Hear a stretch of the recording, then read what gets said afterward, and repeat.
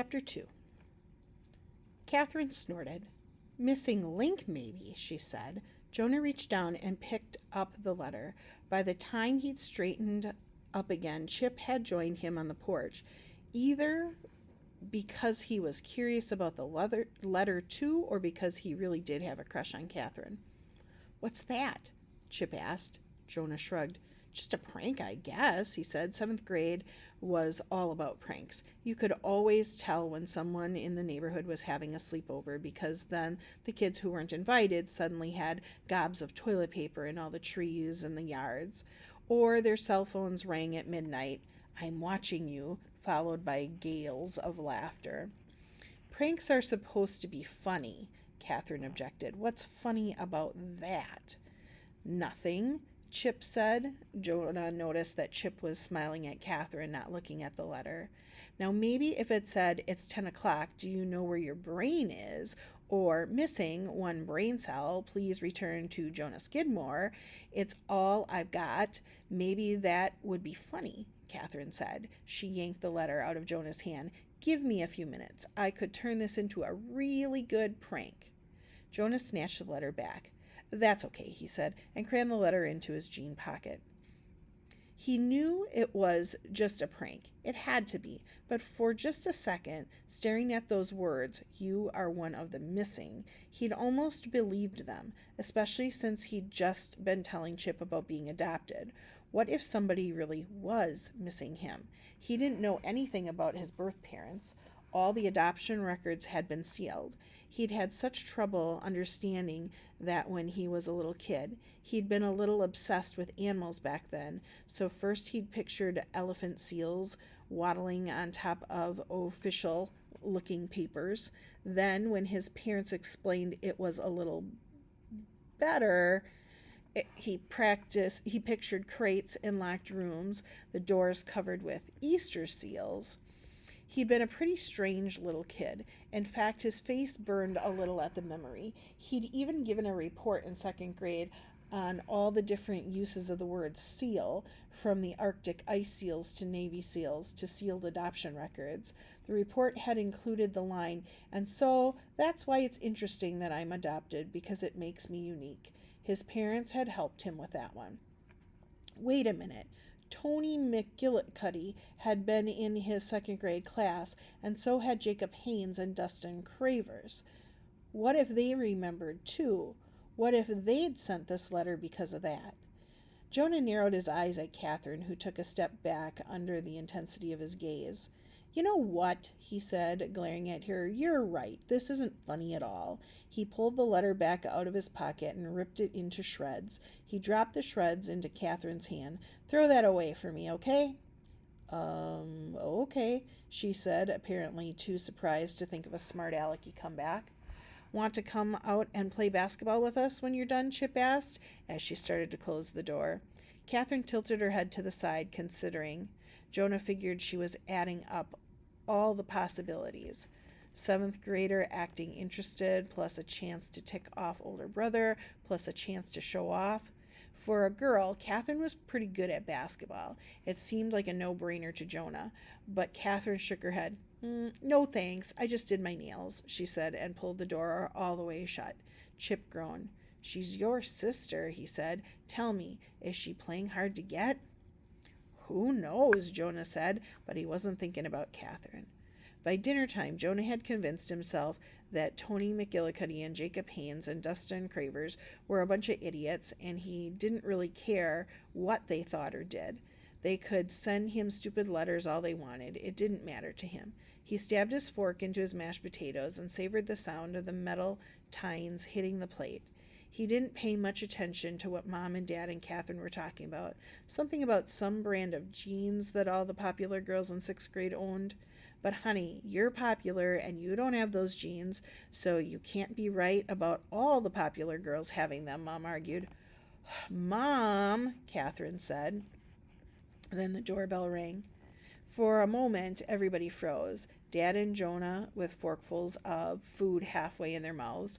Mom and Catherine in mid-argument. The doorbell rang again, one urgent peal after another. "I'll get it," Jonah said, standing up. Whoever it is, tell them to come back later. It's dinner time, Mom said. Mom always made a big deal about family dinners, the way that certain other parents made their kids go to church. Jonah's parents made him and Catherine sit down at the dinner table with them just about every night, and they usually had to go to church too. Jonah realized he was still holding his fork, so he stuck it in his mouth as he walked to the door. No point in wasting perfectly good mashed potatoes. It didn't take him long to gulp them down, lick the fork one last time, then transfer the fork to his other hand so he could grab the doorknob. But the doorbell rang 3 more times before he yanked the door back. It was Chip standing on the porch. After he didn't even seem to notice that the door was open, he was so focused on pounding his hand against the doorbell. "Hey," Jonah said. Finally, Chip stopped hitting the doorbell. The chimes kept ringing behind Jonah for a few extra seconds. "I've got to talk to you," Chip said. He was breathing hard, like he'd run all the way from his house, 6 driveways down the street. He shoved his hands through his curly blonde hair, maybe trying to wipe away sweat, maybe trying to restore some order to the mess. It didn't help. The curls stuck out in all directions, and Chip kept darting his eyes around like he couldn't keep them trained on any one thing for more than an instant. "Okay," Jonah said, "we're eating right now, but later on." Chip clutched Jonah's t-shirt. "I can't wait," he said. "You've got to help me, please." Jonah peeled Chip's fingers off the shirt. Sure," Jonah said. "Calm down. What do you want to talk about?" Chip's darting eyes took in the houses on either side of Jonah's. He peered down the long hallway to the kitchen where he could see just the edge of the dinner table. "Not here," Chip said, lowering his voice. "We've got to talk privately. Somewhere no one will hear us."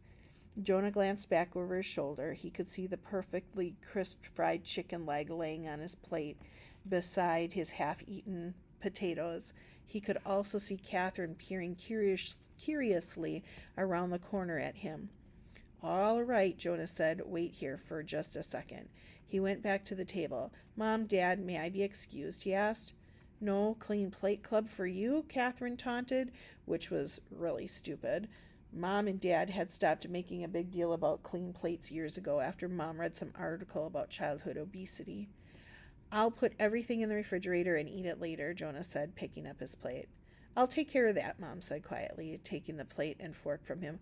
"Go on and help Chip." Jonah cast one last longing glance at the chicken and went back to the front door. He had kind of wanted Mom and Dad to say no. He wasn't allowed to leave the table. He didn't know what anyone thought he could do to help Chip. The way Chip was acting, it was like he was going to confess a murder. Or maybe it was something like he just found out that his parents were splitting up and he had to decide which one to live with.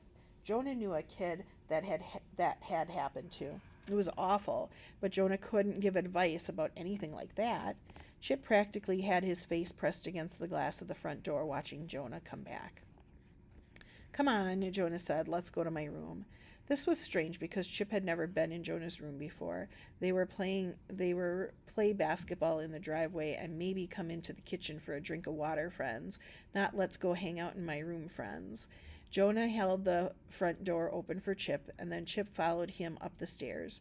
Chip didn't even glance around when they got to Jonah's room, which was good. Maybe he wouldn't notice that along with his sports posters, Jonah still had one up from the 3rd grade that showed a Lego roller coaster. Jonah shut the door and sat down on the bed. Chip sank into the desk chair. "I got one too," Chip said. He was clutching his face now, almost like that kid in the Home Alone movie. "One what?" Jonah asked. "One of those letters about being missing?" Chip pulled a piece of paper out of his pocket. Jonah could tell that Chip had already folded it and unfolded it many times. The creases were beginning to fray. Chip unfolded it once more, and Jonah could see that it was just like the letter he'd gotten, 6 typewritten words on an otherwise blank sheet of paper. "You are one of the missing." "Chip, it's a prank," Jonah said. "A joke that's not even funny." But he was thinking Chip wasn't in that 2nd grade class with Dustin and Jacob and Tony. He's not adopted, I don't think, so this is really stupid. Jonah leaned back against the wall. more relaxed than he'd been in hours. "It's nothing," he told Chip. "Yeah, that's what I thought," Chip said. "You know what the worst thing is? I was even kind of happy when I pulled this out of the mailbox. Like, hey, I'm not just the new kid anymore. Somebody's actually noticed me enough to try to play a prank on me, a stupid prank, but still." Jonah shrugged. "So, stay happy," he said. "Congratulations, you got a prank letter." Chip bolted forward, his face suddenly hard. "No," he said. "No, 'cause see, then I went inside and my dad was standing there and I was like, 'Look, Dad, I got this prank letter.' And then I'm telling him about it, about how you got the same letter and you just told me about being adopted, and I could tell you were kind of mad about this letter, and I thought it might be because you're sensitive about the whole adoption thing." "No, I'm not," Jonah said. Chip ignored him. "And you ripped up the letter and threw the pieces in your sister's face?" "I did not in her face." Chip kept talking as if Jonah hadn't said a word. "And I'm just going on and on about how obviously the letter had nothing to do with you being adopted because I got the same letter and I'm not adopted, and I don't know what I was thinking, because then I said, 'Right, Dad? I'm not adopted. Am I, Dad?' And then my dad said," Chip's mouth kept moving, but no sound came out. It was like he'd run out of words, or at least run out of words he wanted to say. Jonah froze, sitting very precisely in the center of his bed. "What did your dad say?" he asked very carefully. Chip was staring straight ahead, his eyes vacant. "Are you adopted?" Jonah whispered. Wordlessly, Chip nodded.